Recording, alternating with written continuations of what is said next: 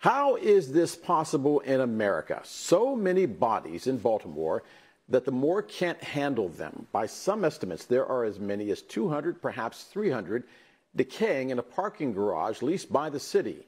Bodies produced because of crime, drug overdoses, and yes, COVID. One person saying people go to med school to save lives, not to examine dead people. The panel's back. Tezlyn, this is part of a larger problem, and I don't like to blame the Trump administration, but cities and states have been strapped for cash for years. And here's why. Lots of people forget Donald Trump's red state, blue state strategy with regards to COVID. And think about it this way. As long as crime looks bad in cities like Baltimore and Philadelphia, it looks bad for Democrats. So Democratic-run states with large Democratic populations like Maryland that actually has a Republican government found themselves really having to scrap for cash. And now, as they say, the chickens are coming home to roost. Your thoughts? Well, it goes back to what my colleague mentioned earlier about those programs that are funded, and I'm not talking specifically about the drug paraphernalia program, but just programs in general that actually reduce crime. If Democrats are serious about reduced crime, and you're right, this is not about the Trump or the Biden administration. This is about what's been happening over the last 25, 30 plus years, even more, but particularly in 1994 with the quote unquote war on drugs. If Democrats are serious about reducing crime, then they will be serious about actually preventing that crime. I'm very proud of a 6-series podcast that I just did with the George Floyd Foundation that actually goes to 500,000 incarcerated individuals that will hear this content on what they need to do with their mental health, what they need to do with their spiritual well-being, how to come out in jail and not go back to jail, actually sitting down with a probation officer. Those are the things that I did as a private citizen. So this is why my frustration is very high, Dale, when I hear about what can't be done and when I hear about what the Republicans are doing and those Republicans. It's called a SWOT analysis: strengths, weaknesses, opportunities, and threats. Republicans are going to keep mobilizing, organizing, raising funds around the weaknesses of the Democrats. And if the Democrats do not elevate their threats and add to those threats actual tangible benefits, and then talk about it nonstop with the results, not a vision statement or a good speech, then we're going to see more of the same.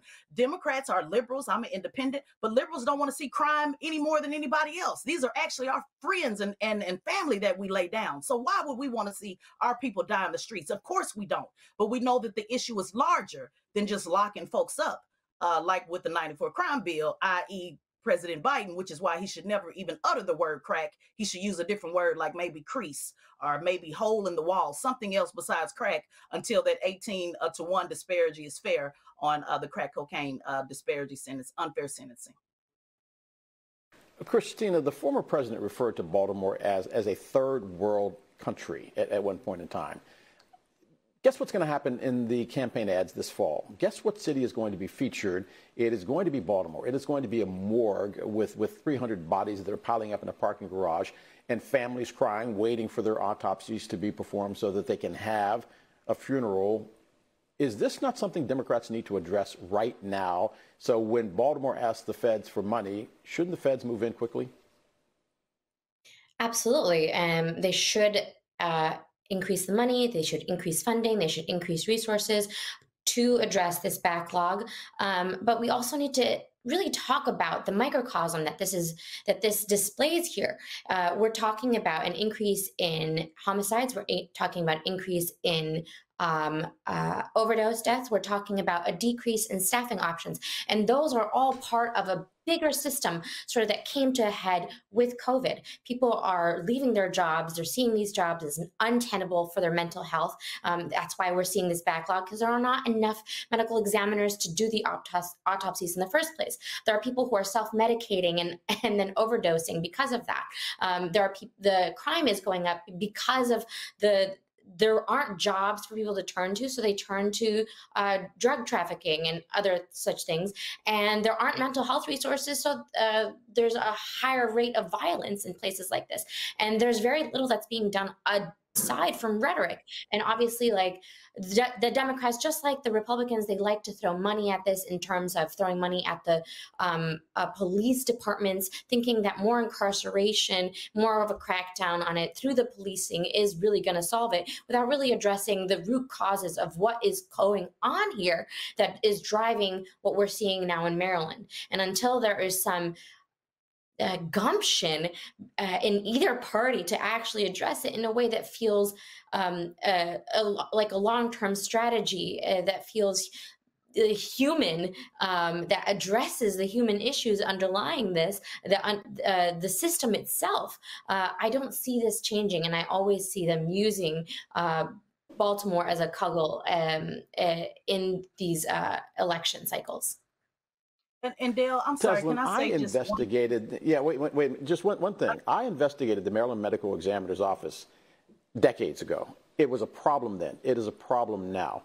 This is not a Democratic or Republican thing. I want you to talk to the people of Baltimore and explain why they have to go through this. You know, corruption in Maryland has been there ever since the days of Spiro Agnew. This is a state that says it has a surplus. This is a state whose governor is running for president. How can this happen in Maryland? And we're going to be talking about a specific case coming up later in the broadcast. So talk to the people of Baltimore about how it is that they can be living through this in 2022.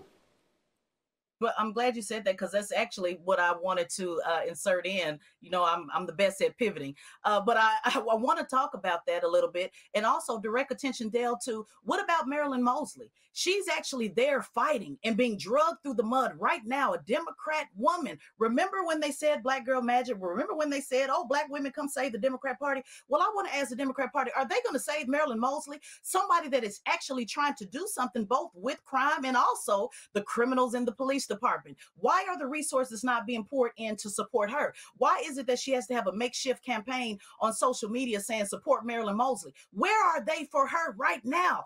This is why when people mention things like, when the Republicans mention things like crack pipe, it sends a trigger to people, because they say, oh, wow, they're giving us crack pipes. And then we have to come back and explain what that program is about and how it really helps. But if they saw people standing hard in the paint, as they say, for those who are actually trying to do something tangible for Black folks, this would not be an issue. If they actually talked about the resources that are being poured into Baltimore to fight crime every day, it's people on the streets every day, organizations every day that fight crime. Nobody talks about Sylvia's Angels, who one of my favorite organizations in LA, that talks about how every day they are giving back money, begging folks to put money into their community in order to get people off the streets. The gangbangers are the ones that are stopping people from gangbanging. So until the Democrats really stop playing, stop talking about Republicans, it's going to be more of the same. We got to go to break, but I will point out one of the things that the Republicans have been very successful in doing is separating cities like Baltimore, Philadelphia, Milwaukee, Cleveland, Detroit from the rest of the United States. The people in Baltimore, the people in Philadelphia, the people in Cleveland are still citizens of the United States who depend on the government to make their lives better, just like the people in rural West Virginia who are suffering through the opioid crisis, where the drug overdoses were going through the ceiling, depended on the federal government as well.